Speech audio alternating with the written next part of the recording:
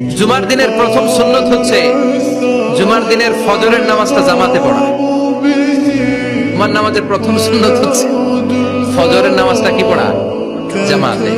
আফদালুস সালাওয়াত ইনদাল্লাহি সালাতুল ফজরি ফি ইয়াউমিল জুমআতি ফি জামাআহ। বিশ্বনবী বললেন জুমার নামাজের 15টা সুন্নাত মুখস্থ রাখতে হবে। 1 নাম্বার সুন্নাত ফজরের সালাত জামাতে পড়তে হবে। 2 নাম্বার সুন্নাহ হচ্ছে আসওয়াক, মেসওয়াক করা। মাথরাতুন লিল ফাম মারদাতুন লিররাব, মেসওয়াক করলে দাঁত পরিষ্কার থাকে, আল্লাহ খুশি হয়ে যায়। 3 নাম্বার হচ্ছে দুহুন, তেল মালিশ করবেন।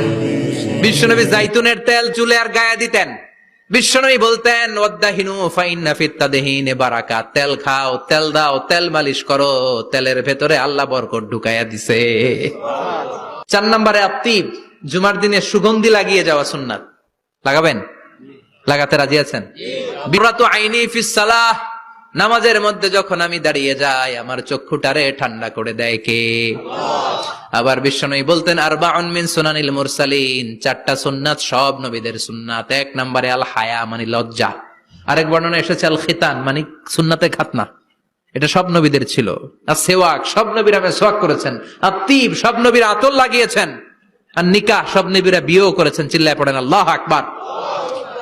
লিবাস আহসানা সিয়াব, সুন্দর জামা পড়া। নট নেসেসারি যে নতুন জামা হতে হবে, পুরাতন জামাও ধুয়ে আয়রন করে পড়লে একটা সৌন্দর্য আছে না নাই? এরপরে ইকসারুস সালাহ আলান নবী, বিশ্বনবীর উপর বেশি বেশি দুরূদ পড়া। বিশ্বনবী বলতেন জুমার দিন শ্রেষ্ঠ দিন, এই দিন আমার উপর বেশি বেশি দুরূদ পড়ো। ফাইন্না সালাতাকুম মা'রুদাতুন আলাইয়া, কেননা তোমরা যে আমার উপর দুরূদ পড়ো, আমি মরে যাওয়ার পরে এই দুরূদ গুলো কে পাঠিয়েছে তার নাম, তার বাবার নাম সহ ফেরেশতারা আমার কবরে দিয়ে আসে। সুবহানাল্লাহ। এরপরে বিশ্বনবী বলতেন জুমার দিনে সূরাতুল কাহাফ পড়বা। কাহাফ পড়া সুন্নাহ। সূরাতুল কাহাফ পড়তে রাজি আছেন? রাজি আছেন তো? 18 নম্বর সূরা, কোরআনের একেবারে মাঝখানের সূরা। এরপর আত-তাবকির ইলাল মসজিদ, মসজিদে আগে আগে যাওয়া সুন্নত। আগে যিনি যাবে উনি কি পাবে? তারপরে গরু, তারপরে বকরি, তারপরে মুরগি, মুরগির পরে ডিম না আন্ডা?